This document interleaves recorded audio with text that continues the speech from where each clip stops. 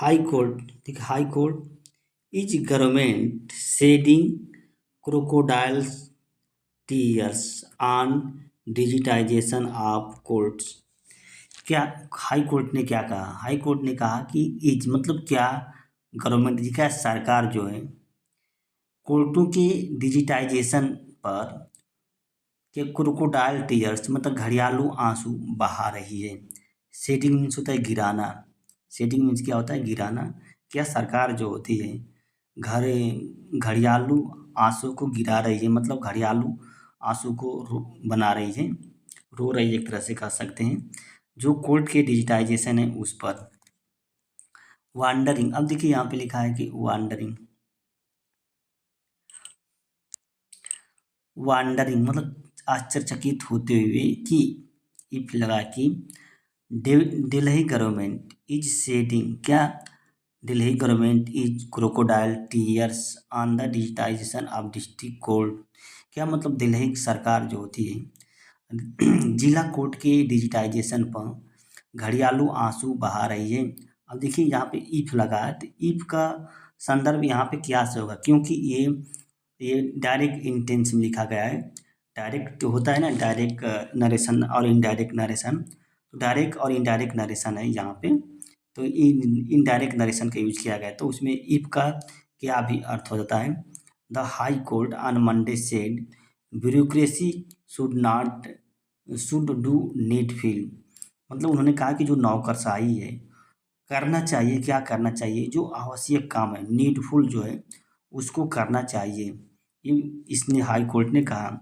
The court fixed मतलब बनाया, स्थिर किया, सम फिक्स किया क्या डेडलाइन समय सीमा फिक्स किया फॉर द प्लानिंग डिपार्टमेंट योजना विभाग है उसके लिए, टू टेक रिक्विसाइट स्टेप ताकि लेने के लिए क्या जो आवश्यक कदम है उसको लेने के लिए, for the release of fund मतलब जो फंड है उसको रिलीज करने के लिए, फॉर प्रोवाइडिंग एडिक्वेट इंफ्रास्ट्रक्चर मतलब ये जो रिलीज फंड होगा वो किसके लिए होगा?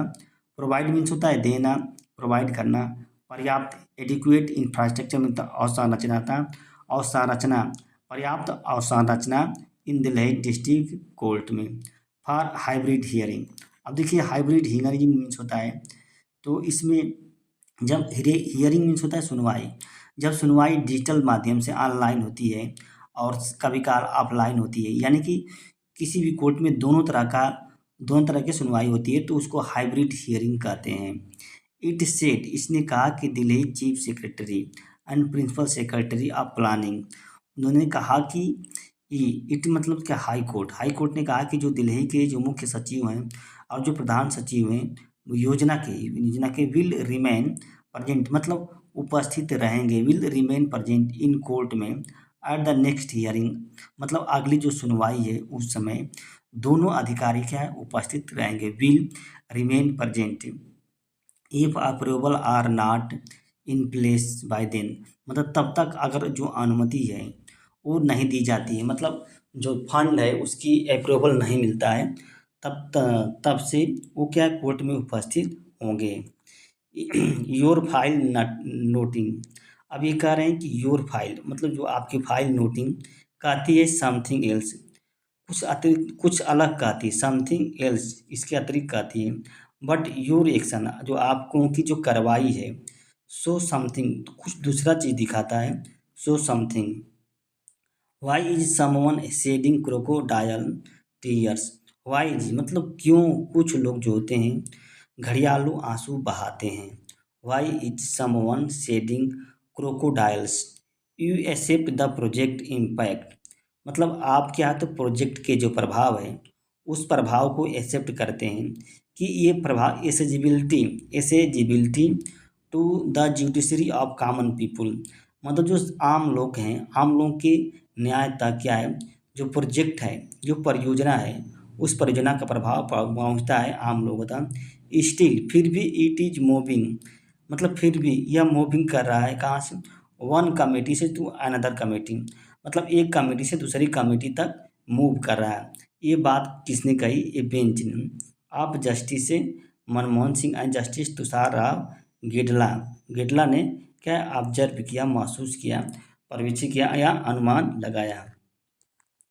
अब देखो court also pointed out, court ने क्या पॉइंटेड आउट मतलब दिशा निर्देश किया या इशारा किया कि project had been granted approval at highest level.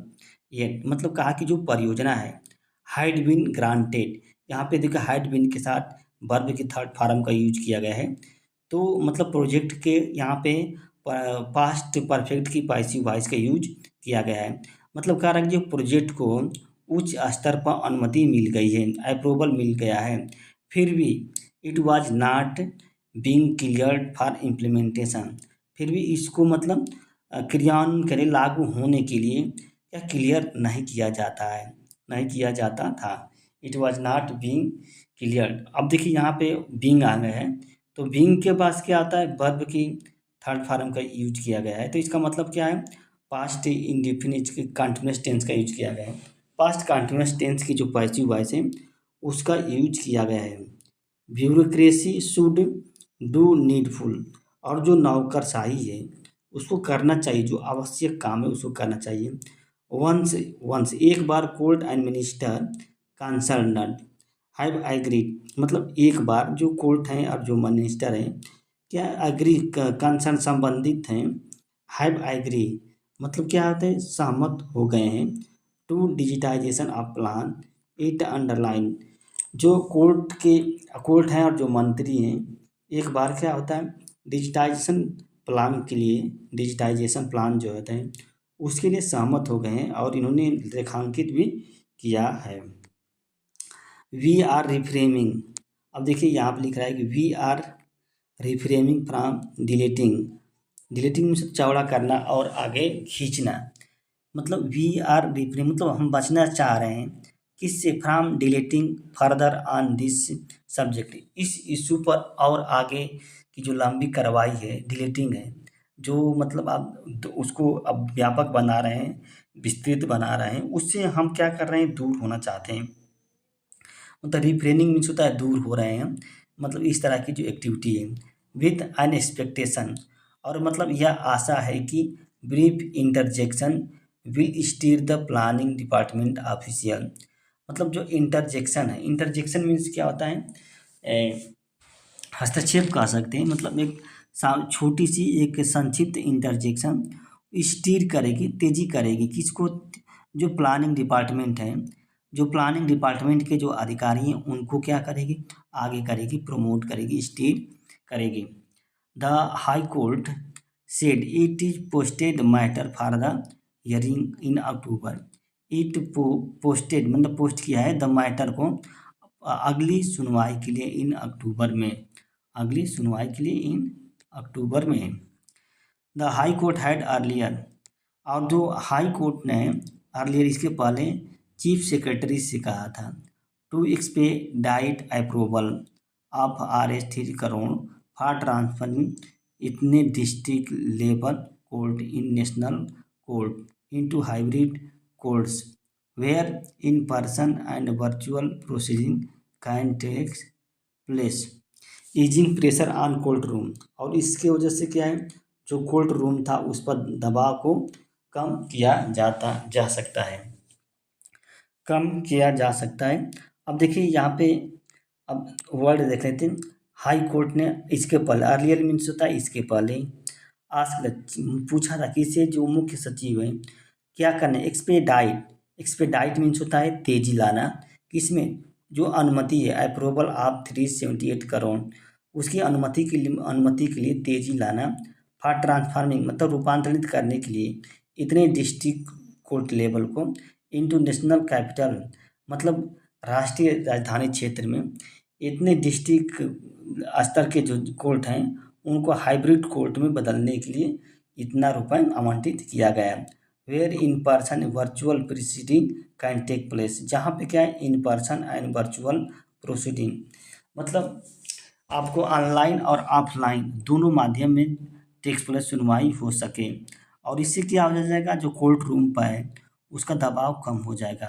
The court had इम्फेसाइड मतलब कोर्ट ने क्या होता है जोर देकर कहा कि major important impact of implementing such project, मतलब इम्पॉर्टेंट इम्प्लीमेंटिंग, ज इम्पॉर्टेंस मतलब महत्व है क्या, इम्प्लीमेंटिंग में से इसको लागू करने में जो ऑन द प्रायोरिटी बेसिस मतलब प्राथमिकता के आधार पर, stressing its significance for the efficient function of the judicial system, और दबाव बनाया कि इसके जो प्रभाव है वो क्या है, सिग्निफिकेंस है, stressing its significance for the effective function, जो प्रभावशाली फंक्शन है उसके लिए।